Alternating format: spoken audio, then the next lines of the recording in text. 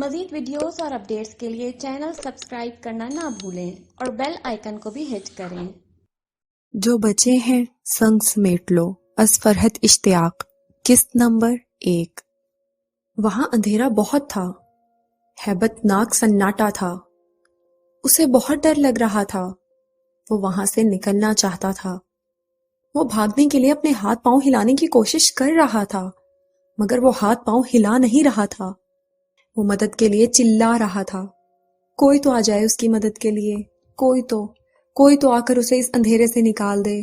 وہ رو پڑا، وہ زاروں کی طرح رو رہا تھا، وہ چلا چلا کر رو رہا تھا، مگر اس ہیبت ناک سناٹے میں اس کی آواز سننے والا کوئی بھی نہ تھا۔ اسے اندھیرے سے روشنی میں لے جانے والا کوئی نہ تھا۔ اس کے رونے کی آواز میں کسی کے کہکے کی آواز بھی سنائی دینے لگی تھی۔ یہ کون تھا؟ کون اس کی بے بسی پر ہنس رہا تھا؟ بے چینی سے کروٹ بدلتے اس کی آنکھ کھل گئی تھی۔ وہ سر سے پاؤں تک پسینے میں نہایا ہوا تھا۔ اس کے پورے جسم پہ ایک لرزش سی طاری تھی۔ اس نے اپنے ارد گرد چاروں طرف نگاہیں گھمائیں۔ اسے اندھیرا دکھائی دیا۔ اس نے ہاتھ بڑھا کر بیڈ سائڈ ٹیبل پر رکھا لیمپ روشن کیا۔ لیمپ روشن کرتے ہوئے اس کے ہاتھ ہولے ہولے لرز رہے تھے۔ لیمپ نے کمرے میں پھیلے اندھیرے کو کم کر دیا تھا، مگر اسے یہ روشنی ناکافی محسوس ہو رہی تھی۔ اسے اس اندھیرے، اس سناٹے اور اس خاموشی سے وحشت ہو رہی تھی۔ وہ بیڈ سے اٹھا، اس کی ٹانگوں میں لرزش تھی۔ اس نے سوئچ بورڈ کے پاس آ کر کمرے کی تمام لائٹس آن کر دی تھی، یہاں تک کہ چھت پر لٹکتا فانوس بھی۔ ایک پل میں کمرہ روشنی میں نہا گیا تھا۔ روشنی ہو جانے کے بعد اس کی وحشت تو ختم ہو گئی تھی، مگر گھٹن کا احساس ابھی بھی تھا۔ وہ کمرے کے دوسری طرف کھڑکیوں کے پاس آیا۔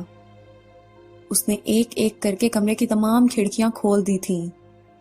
پھر وہ کمرے کا دروازہ کھول کر اپنے روم کی بالکنی میں آ گیا۔ وہ بہت گہری گہری سانسیں لے رہا تھا، خود کو پرسکون اور نارمل کرنے کے لیے۔ اسے یاد آ چکا تھا کہ وہ کسی اندھیری اور ہیبت ناک جگہ نہیں، بلکہ یورپ کے ایک خوبصورت ملک میں ہے۔ وہ اٹلی میں ہے۔ وہ اس وقت روم کے ایک خوبصورت اور شاندار ہوٹل کے پرآسائش کمرے میں ہے۔ وہ ریلنگ پر بازو جما کر کھڑا ہو گیا تھا۔ یہ رات کا آخری پہر تھا، اس لیے سامنے نظر آتی سڑک پر اکا دکا گاڑیاں گزرتی نظر آ رہی تھیں۔ اس کا دل ابھی تک گھبرا رہا تھا۔ آخر یہ خواب اس کا پیچھا چھوڑ کیوں نہیں دیتے؟ برس ہا برس ہوئے اس نے راتوں کو سونا چھوڑ دیا تھا۔ اسے سونے سے خوف آیا کرتا تھا۔ یوں لگتا تھا ادھر وہ سوئے گا، ادھر کچھ نہ کچھ برا ہو جائے گا۔ نیند سے فرار کی یہ کوششیں اتنی کامیاب ثابت ہوئی تھیں کہ اب جب وہ خود کو ایک مضبوط اور توانا مرد سمجھتا تھا، وہ یہ سمجھتا تھا کہ اسے کسی بھی چیز سے ڈر نہیں لگتا۔ وہ رات کو پرسکون نیند سونا چاہتا تھا، تب اسے نیند لاکھ کوشش کرنے پر بھی نہیں آتی تھی۔ وہ انسومنیا، بے خوابی کا مریض ہو گیا تھا۔ وہ پوری رات نیند کے آ جانے کی کوششیں کرتے گزار دیا کرتا تھا۔ جب اس کیفیت کو بہت راتیں گزر جاتی، نیند نہ ہونے کی وجہ سے دن کے اوقات میں معمولات زندگی متاثر ہونے لگتے، تو وہ ڈاکٹر کی تجویز کردہ گولیاں لے لیا کرتا تھا۔ ان گولیوں کے ساتھ نیند اسے آ جاتی تھی، مگر یہ نیند اپنے ساتھ بہت سے ڈراؤنے خواب بھی لے کر آتی تھی۔ غلط سوچتا تھا وہ کہ وہ خوابوں سے نہیں ڈرتا تھا۔ وہ تو ان خوابوں سے آج بھی اتنا ہی ڈرتا ہے جتنا 12 سال پہلے ڈرتا تھا۔ چند منٹ گہری گہری سانسیں لینے کے بعد گھٹن کا احساس ختم ہو گیا تھا۔ اس کے بدن کی لرزش بھی بتدریج کم ہوتی جا رہی تھی۔ وہ واپس کمرے میں آ گیا۔ اس نے کھڑکیاں اور بالکنی کا دروازہ اسی طرح کھلے رہنے دیا تھا۔ وہ ٹی وی آن کر کے بیڈ پر بیٹھ گیا۔ اس وقت اسے اپنے ارد گرد آوازیں چاہیے تھی۔ وہ ایک کے بعد ایک چینل تبدیل کر رہا تھا۔ اٹالین میں آتے یہ پروگرامز اسے قطعاً سمجھ میں نہیں آ رہے تھے، مگر وہ پھر بھی انہیں سننا چاہتا تھا۔ اب اپنے اندر کی وحشت اور سناٹا مٹانے کو باقی رات اس نے یہی کام کرنا تھا۔ زندگی کی بے شمار راتوں کی طرح یہ رات بھی جاگ کر صبح کا انتظار کرتے ہوئے گزارنی تھی۔ صبح وہ ایک نارمل انسان کی طرح آفس روانگی کے لیے تیار تھا، یوں جیسے رات کچھ ہوا ہی نہ ہو۔ بہترین تراش خراش والے سوٹ میں ملبوس ہونے کے بعد اس نے خود کو آئینے میں دیکھا تو ایک تلخ مسکراہٹ اس کے لبوں پر آ گئی۔ اس کی یہ تیاری دیکھ کر کون کہہ سکتا ہے کہ وہ خود سے اور ساری دنیا سے نفرت میں مبتلا ایک انسان ہے۔ وہ اندر سے کھوکھلا ہو چکا ہے۔ یہ سوٹ، یہ ٹائی، یہ سلیقے سے جمے بال، یہ ٹائی پن، یہ کف لنکس اور یہ بہترین جوتے دیکھ کر کون سوچے گا کہ وہ سکندر شہریار سیلف ڈسٹرکٹیو، خود تخریبی اور سوسائڈل ٹیمپرامنٹ، خودکشی کا رجحان رکھتا ہے۔ خود پر سے نفرت اور حقارت کی نگاہیں ہٹاتا وہ شیشے کے سامنے سے ہٹا۔ اس نے اپنا بلیک لیدر بریف کیس لیا، لیپ ٹاپ بیگ میں لیپ ٹاپ رکھا۔ وہ اپنے ہوٹل روم سے باہر نکل رہا تھا۔ اس کا ہوٹل وایا ویٹوریو وینیتو سے کچھ ہی فاصلے پر تھا، جبکہ اس کا آفس وایا باربیرینی پر تھا۔ گویا آفس اور اس کے ہوٹل کے بیچ میٹرو کے بس ایک ہی سٹاپ کا فاصلہ تھا۔ مگر کل جب وہ ہوٹل سے آفس پہلے دن گیا اور آفس کی گاڑی نے اسے پک کیا، تب محض ایک سٹاپ کا یہ فاصلہ طے کرنے میں اسے 1.25 گھنٹہ لگ گیا تھا۔ دنیا کے تمام بڑے شہروں کی طرح ٹریفک جام روم کا بھی مسئلہ تھا۔ تب کل ہی اس نے یہ طے کر لیا تھا کہ آئندہ وہ آفس میٹرو میں جایا آیا کرے گا۔ اس کے لیے کوئی ناک کا مسئلہ نہیں تھا۔ روم کا under ground train system London اور پیرس جتنا مربوط تو نہ تھا، مگر پھر بھی ٹریفک جام میں پھنسنے سے بدرجہ بہتر تھا۔ یوں آفس جانے آنے کے لیے ملی گاڑی اور ڈرائیور والی سہولت کو اس نے پہلے دن ہی خیر بات کہہ دیا تھا۔ میٹرو اسٹیشن پر رش کا حصہ بنا وہ بھی ٹرین میں سوار ہو گیا تھا۔ وہ اپنے ارد گرد کھڑے اور بیٹھے ہوئے رومن مردوں اور عورتوں کو دیکھ رہا تھا۔ ان میں سے بیشتر کو اپنے کام پر پہنچنے کی جلدی تھی، مگر اس جلدی اور بھاگ دوڑ والے انداز کے باوجود بھی ان میں سے کوئی ایک بھی اسے ایسا نظر نہیں آ رہا تھا جو خوش لباس نہ ہوتا۔ فیشن اور سٹائل رومنوں کے لیے ایک بہت سنجیدہ بات ہے۔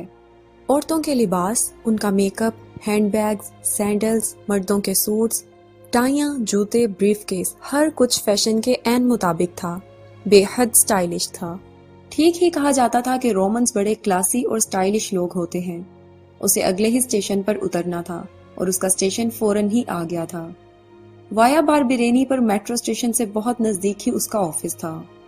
یہ اس کی دوحہ میں اپنا ہیڈ آفس رکھتی ملٹی نیشنل کمپنی کا جنوبی یورپ میں واقع ہیڈ کوارٹر تھا۔ وہ آفس آ گیا تھا۔ وہ جن کاموں کی انجام دہی کے لیے یہاں بھیجا گیا تھا ان میں مصروف ہو گیا تھا۔ آفس میں جن لوگوں سے اس کا واسطہ پڑ رہا تھا ان سے کل اور آج رسمی ہائی ہیلو کے بعد اس کی صرف اور صرف پروفیشنل نوعیت کی گفتگو ہوئی تھی، کام کی بات، مکمل پیشہ ورانہ انداز میں۔ شام کے 5 بج رہے تھے۔ اسے یہاں سے جا کر کچھ نہیں کرنا تھا، اپنے ہوٹل روم میں بند ہو جانا تھا یا شاید روم کی گلیوں کوچوں میں تنہا پھرنا تھا، اور اس میں سے کوئی بھی چیز اس کے لیے ایسی کشش نہ رکھتی تھی کہ وہ آفس سے جلدی اٹھنے کی خواہش رکھتا۔ مگر چونکہ آفس ٹائم ختم ہو چکا تھا، ایک ایک کر کے سارا آفس خالی ہو رہا تھا، سو وہ بھی آفس سے نکل آیا تھا۔ اسے راستے کا 2 دن میں کچھ اندازہ ہو گیا تھا، اور اس کی جیب میں روم کا بڑا جامع نقشہ بھی موجود تھا۔ گویا راستہ بھٹکنے کا امکان نہ تھا۔ چنانچہ بجائے میٹرو اسٹیشن کی طرف جانے کے، اس نے پیدل اپنے ہوٹل تک جانے کا فیصلہ کیا۔ یہ جون کا مہینہ تھا اور روم میں موسم خاصا خوشگوار تھا۔ سورج آج کل قریباً 8:45 بجے غروب ہوا کرتا تھا، سو ان دنوں یہاں شامیں بڑی لمبی تھیں۔ وہ وایا باربیرینی سے وایا وینیتو کی طرف جا رہا تھا۔ اس کے ارد گرد قدیم عمارتیں تھیں، فوارے تھے، مگر اسے روم کی ہسٹری میں کوئی دلچسپی محسوس نہیں ہو رہی تھی۔ وہ ابھی بھی اس خواب کے حصار میں تھا۔ اب اگلے کئی روز اسے اس خواب کے حصار میں ہی رہنا تھا، اور اگلے کئی دن خوف کے سبب سونا نہیں تھا۔ اس نے آج صبح نہ تو ناشتہ کیا تھا، نہ ہی دوپہر میں لنچ۔ آفس میں خالی پیٹ کافی کے 3 کپ ضرور پیے تھے۔ اسے سڑک کے کنارے ایک پیزریا نظر آیا، تب اسے اپنے آج تمام دن کچھ بھی نہ کھانے کا احساس ہوا۔ وہ یہاں سے پیزا کھاتا ہوا چلا جائے، پھر ہوٹل کے کمرے میں بند ہو کر رات گئے تک اپنا آفس کا کام کرتا رہے گا، اس نے دل ہی دل میں طے کیا۔ ابھی چونکہ ڈنر ٹائم نہیں ہوا تھا، اس لیے اس چھوٹے سے پیزریا میں اسے میزوں پر 2-4 لوگ بیٹھے نظر آئے۔ وہ اپنا پیزا آرڈر کرنے کاؤنٹر پر آ گیا تھا، مگر اٹلی میں اٹالین سیکھے بغیر اپنے لیے کچھ آرڈر کرنا اس قدر مشکل کام ہے، اس کا اسے اندازہ نہیں تھا۔ پیزا آرڈر کرنے کی کوشش کرتے ہوئے اس کو تقریباً 10 منٹ گزر گئے تھے۔ کاؤنٹر کے پیچھے کھڑے درمیانی عمر کے اٹالین مرد اور عورت انگریزی سے قطعاً ناواقف تھے۔ وہ دونوں مرد و عورت خوش اخلاقی سے مسکرا کر اس کے انگریزی لفظوں کے جواب میں مختلف اشیاء اٹھا کر اسے دکھا رہے تھے۔ اچھا، وہ اپنے پیزا کی یہ ٹاپنگ چاہتا ہے، فلاں طرح کے مشرومز کا اضافہ چاہتا ہے، پومڈورو چاہتا ہے، نہ جانے وہ اسے کیا کیا اٹھا کر دکھا رہے تھے۔ ساتھ ان اشیاء کے نہ جانے کیا کیا اٹالین نام لے رہے تھے۔ وہ دونوں تحمل سے اسے وقت دے رہے تھے۔ وہ اس بیکار کی مشقت سے بیزار ہو گیا تھا۔ بہتر یہی ہے کہ وہ اپنے ہوٹل جا کر کھانا کھائے، جہاں انگریزی سمجھی بھی جاتی ہے اور بولی بھی جاتی ہے۔ قریب تھا کہ وہ انگریزی ہی میں ان دونوں کا شکریہ ادا کرتا وہاں سے پلٹ جاتا کہ اچانک ہی بالکل پیچھے والی میز سے اٹھ کر ایک اٹالین لڑکی اس کے پاس آئی۔ "May I help you؟ میں آپ کی مدد کر سکتی ہوں؟ وہ بڑی شستہ انگریزی میں اس سے مخاطب ہوئی تھی۔ اس نے چونک کر اس لڑکی کی طرف دیکھا۔ وہ مسکراتے ہوئے اسے دیکھ رہی تھی۔ اس نے سر اسبات میں ہلایا۔ اتنا وقت یہاں کھڑے ہو کر برباد کر چکا تھا تو اب یہاں سے کھانا کھا کر ہی جانا چاہیے، اس نے دل میں سوچا تھا۔ وہ ابھی اس لڑکی کو انگریزی میں سمجھانا ہی چاہتا تھا کہ وہ کس طرح کا پیزا آرڈر کرنا چاہتا ہے کہ وہ بڑی روانی سے گٹ پٹ کرتی سامنے کھڑے مرد و خاتون سے اٹالین میں چند جملے بولی۔ جملے اگر الفاظ توڑ توڑ کر بھی بولے گئے ہوتے تب بھی اس کے سر کے اوپر ہی سے گزرنے تھے۔ کاؤنٹر کے پیچھے کھڑی عورت سی کہتی مسکراتے ہوئے اندر غالباً کچن میں چلی گئی تھی، جبکہ مرد اس اٹالین لڑکی سے اٹالین ہی میں کچھ بات کرنے لگا تھا۔ وہ زبان غیر میں باتیں کرتے ان دو افراد کو خاموشی سے دیکھ رہا تھا۔ مرد کے مسکرا کر اپنی طرف دیکھنے سے اتنا اندازہ اسے ہو رہا تھا کہ گفتگو اسی کی بابت ہو رہی ہے۔ یہ آپ سے معذرت کر رہے ہیں کہ آپ کو زحمت ہوئی، لڑکی اب اس سے مخاطب ہوئی تھی۔ گویا اٹالین جملوں کا انگریزی ترجمہ و خلاصہ بیان کیا گیا تھا۔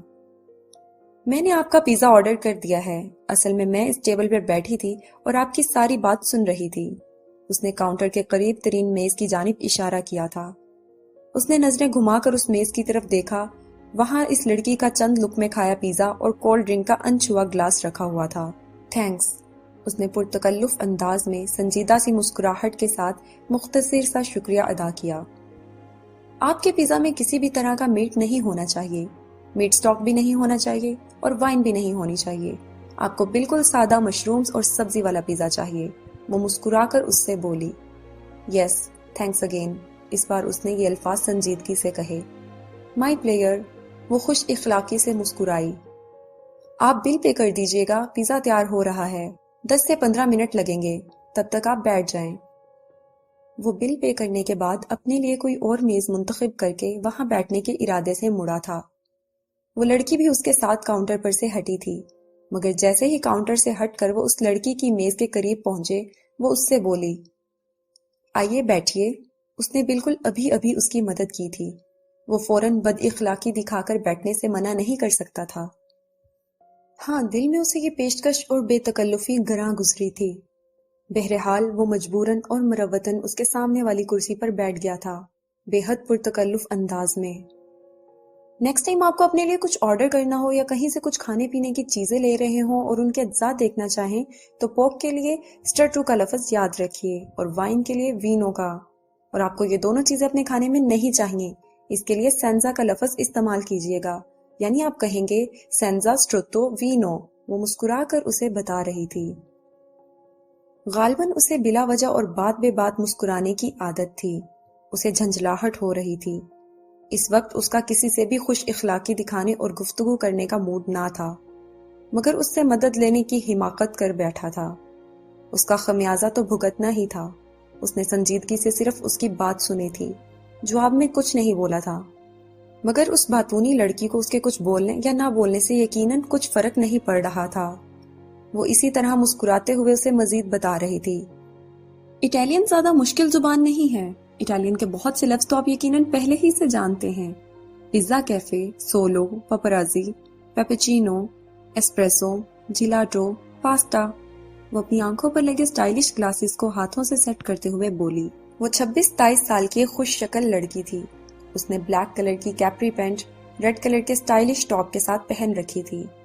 اس کے سلکی بال سرخی مائل براؤن کلر کے تھے اور اس نے ان کی اونچی کر کے پونی بنا رکھی تھی۔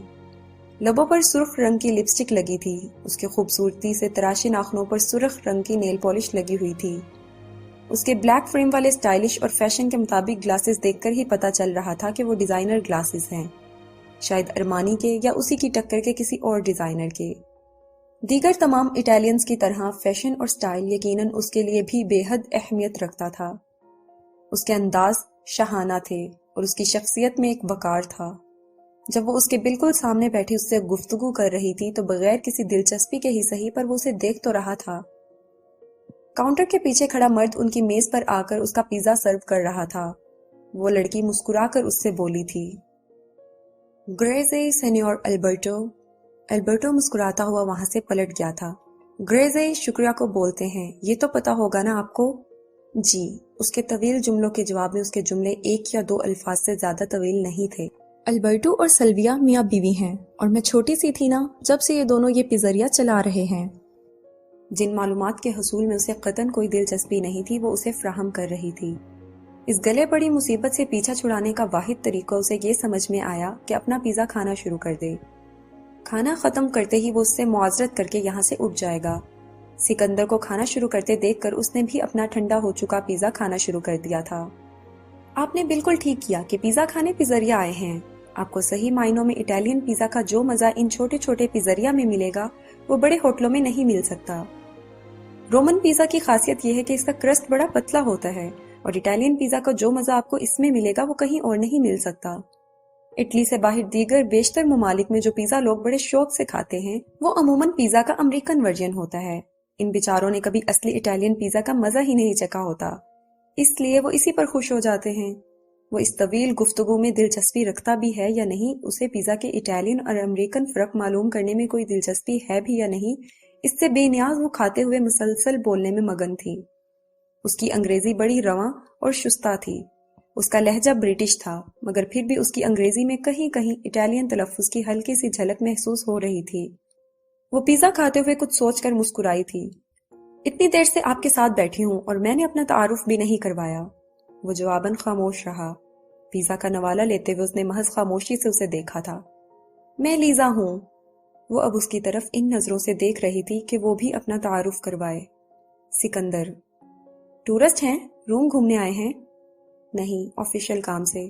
اب قبل اس کے کہ اس کا مزید تعارف حاصل کرنے کی کوشش کی جاتی، یہ گفتگو شنید جس میں اسے رتی برابر بھی دلچسپی نہ تھی مزید ذاتیات کی طرف جاتی، وہ اپنے پیزا کا آخری لقمہ کھا کر چھری اور کانٹا میز پر رکھتے ہوئے اس سے بولا، آپ کا بہت شکریہ لیزا، آپ نے میری مدد کی۔ اب میں چلتا ہوں، مجھے دیر ہو رہی ہے۔ اس نے زبردستی چہرے پر مروت اور شائستگی کی مسکراہٹ سجائی۔ وہ جواباً خوش دلی سے مسکرائی تھی۔ اس نے چھری اور کانٹا پلیٹ پر رکھ کر اس کی طرف ہاتھ بڑھایا۔ چاؤ سکندر، آپ سے مل کر خوشی ہوئی۔ سکندر نے اس کا بڑھا ہاتھ مصافحے کے لیے تھام لیا۔ چاؤ لیزا، اس نے بھی اٹالین ہی انداز میں سے خدا حافظ کہا۔ چہرے پر خوش اخلاقی والی ہلکی سی مسکراہٹ رکھے وہ اپنے ہوٹل کی طرف جانے والے راستے پر رواں تھا۔ وہ پتھروں سے بنی کئی سو سال قدیم سٹریٹ سے گزر رہا تھا۔ ارد گرد کئی سو سال پرانی عمارتیں تھیں۔ اس سڑک پر بھی ایک فوارہ تھا۔ ایسا لگتا تھا روم کی ہر سڑک پر ہر گلی میں ایک فوارہ تھا۔ کئی جگہ یہ محض خوبصورتی کے لیے تھے اور کئی جگہ پانی پینے کے لیے۔ 16ویں اور 17ویں صدی میں بنائے گئے یہ فوارے زیادہ تر اس زمانے میں لوگوں کی پانی کی ضروریات پوری کرنے کے لیے بنائے گئے تھے۔ بغیر راستہ بھٹکے وہ اپنے ہوٹل تک پہنچ گیا تھا۔ اس کے ہوٹل کی بلڈنگ بھی 16ویں صدی میں کسی رومن بادشاہ کے لیے بنایا گیا ایک محل تھی، جسے بعد میں نئے سرے سے تعمیر کر کے اس ہوٹل کی شکل دی گئی تھی۔ ہوٹل میں تمام تر جدتیں اور جدید ترین سہولیات موجود تھیں، مگر اس طرح کے اس کی اصل شکل اور تاریخی حیثیت بھی برقرار رکھی گئی تھی۔ کھانا وہ کھا کر آ چکا تھا، اب رات گئے تک اسے خود کو آفس کے کاموں میں مصروف رکھنا تھا۔ اس نے روم سروس کال کر کے اپنے لیے کافی منگوائی تھی اور خود کو کاموں میں غرق کر لیا تھا۔ وہ گزری رات کے خواب کو آج کسی بھی قیمت پر سوچنا نہیں چاہتا تھا۔ مزید ویڈیوز اور اپڈیٹس کے لیے چینل سبسکرائب کرنا نہ بھولیں اور بیل آئیکن کو بھی ہٹ کریں۔